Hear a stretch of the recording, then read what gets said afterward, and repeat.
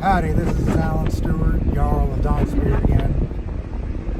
I'm here to talk about another part of the modern Viking scene, which is getting your guys geared up. As a leader, it's not only your responsibility to make sure that your people are geared appropriately, but also it's going to be falling on you to make sure that they don't lose money on bad equipment. Now, the first thing you should always do before you start having people get gear is set up a Facebook chat or some kind of forum for you guys all to talk, and make sure that everybody knows that they should be talking with each other before they buy something, so that the more learned and researched people can make sure that something is authentic enough for your group standards. The next part that you want is you want a good product, something that is going to last, something that is appropriate for what you do.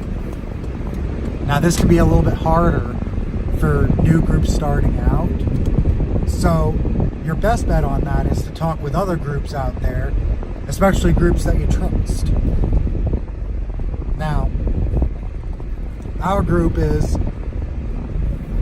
pretty experienced on gear and everything like that. There are far more experienced groups out there as far as gear usage goes, because we found a good batch of gear and just kind of stuck with it. But what you want to do is you want to attach to another, not attach to, but get with another group and see what they like as far as products.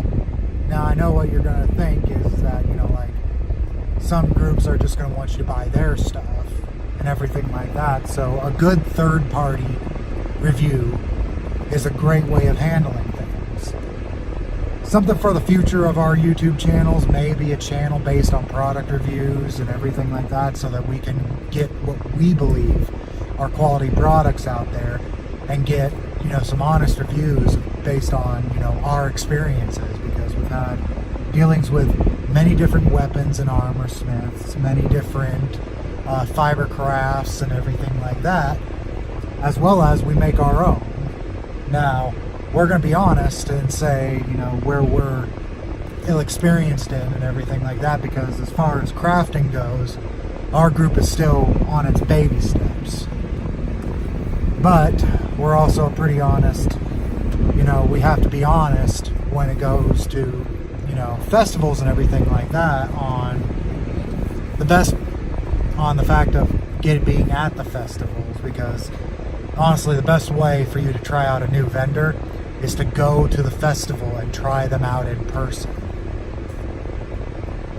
Now, of course, buying at festivals is always going to be more expensive than buying online, but at least at festivals or in person, you can get a feel for the product and see where it's lacking and everything like that. Now, some stuff to kind of give you a little bit of a advantage when you're a new group starting out and everything like that, part of the research and everything like that, is on clothing and fiber crafts. Unless it is made of silk, black is a no-go. Black dye was not a thing that the Vikings had, but there was plenty of import from the Middle East and from even farther east that basically allowed them to have black dye on products such as silk, because silk was super expensive and it would be worth it for a merchant to travel with a bolt of silk versus many bolts of linen to equate the same kind of profit margin. And if you're going to make a trip all the way to Europe or, the Byzantine Empire and Constantinople, your best bet is to downsize how much you're carrying, but still keep your profit high. It's called a profit margin. So, another part of buying is that you need to research what kind of animals were available to the Vikings from the region that you're trying to portray. Now, this is something that's universal amongst all reenactment, but we're just going to stick to the topic of Vikings because that's what I do. Now, some of the main animals that the Vikings would have had access to are reindeer, deer, elk. Black bears were not available, but brown bears were. If you live in America, black bears are native to America. So you have to kind of pick and choose. Now, there is a season in which black bears are brown. It's called brown-faced bears. So when you're doing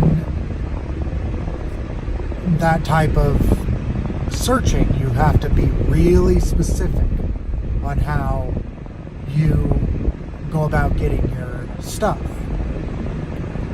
Now, there's also argument that they had access to polar bears through Iceland. So you got to make sure that your kit is the right time period and would have been able to be in ice in Greenland. Sorry, Greenland, not Iceland. Another bit of fur that would have been available is fox, the English badger, honey badger, not the North American badger, which are very different. One thing that you also want to do as far as buying products for the Viking Age is you got to do your research on certain things. Weapons, unfortunately, the more expensive in general, the better quality, and the more likely it is to be acceptable for safety standards and accuracy. That's one thing you can't really, fudge on. Another part of making sure that you have the right equipment is to, realistically, you want to divide up your research amongst your people. After deciding what regions your group is going to allow, you want to divide up your people on research onto the main different dig sites. One guy do Hedeby, one guy do Burger, one guy do some of the UK finds. Because there is a lot there. In Burka, there's hundreds, probably over 1,000 different grave sites. And looking at all those different grave sites and all the different finds and everything like that can be exhausting work. You don't want one person just trying to get a generalized knowledge. You want somebody who's going to be able to specialize in a region. And generally, you're going to want those people to be the people who are going to try and portray those regions, just due to sheer passion. And that's about all I have time for right now. There's going to be a part 2 to this video, but for now, this is Jarls Stewart. Let's keep this thing going.